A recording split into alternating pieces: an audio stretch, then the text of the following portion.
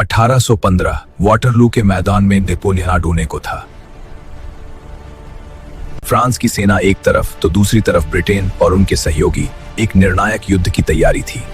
Napoleon का महत्वाकांक्षी साम्राज्यवादी विस्तार इस अंतिम टकराव का कारण बना था। फ्रांसीसी क्रांति के बाद यूरोप में शक्ति का संतुलन बदलने वाला एक निर्णायक मोड़ था। फ्रांस में राजनीतिक अस्थिरता, आर्थिक संकट और गिरती परिस्थितियां तबाह कर रहे। ब्रिटेन का दृढ़ ध्यान बना था। युद्ध के लिए आवश्यक धन और संसाधनों की कमी नेपोलियन की सेना के लिए एक बड़ी चुनौती थी। नेपोलियन का एल्बा से भागना और फ्रांस में सत्ता में वापसी यूरोप के लिए एक अंतिम चुनौती थी। 18 जून 1815 वाटरलू की लड़ाई शुरू। नेपोलियन और वेलिंगटन की सेनाएं आमने सामने। भारी तोपखाने की बमबारी और भीषण पैदल सेना का आहार में खून की नदी बह रही थी। फ्रांसीसी घुड़सवार सेना का मण, लेकिन वेलिंगटन की रक्षात्मक रणनीति ने उन्हें रोक दिया।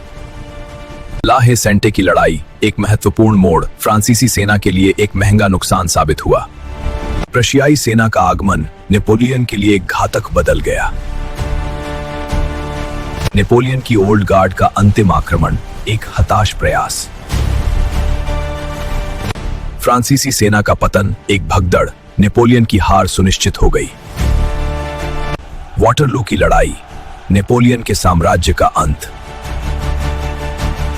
नेपोलियन का दूसरा त्यागपत्र और सेंट हेलेना में निर्वासन, एक महान योद्धा का दुखद अंत।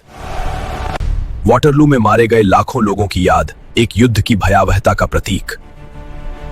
यूरोप में शांति की बहाली, लेकिन वाटरलू के घाव अभी भी ताजा थे।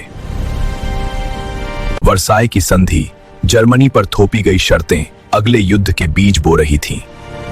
वाटरलू एक निर्णायक लड़ाई जिसने यूरोप के भाग्य को हमेशा के लिए बदल दिया। लाखों लोगों ने अपनी जान गंवाई, एक पीढ़ी का अंत, एक युद्ध की भयावहता का प्रतीक।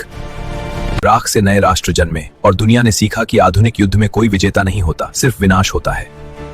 वाटरलू एक सबक जिसे दुनिया कभी नहीं भूल सकती, युद्ध की विभीषिका और शांति की कीमत।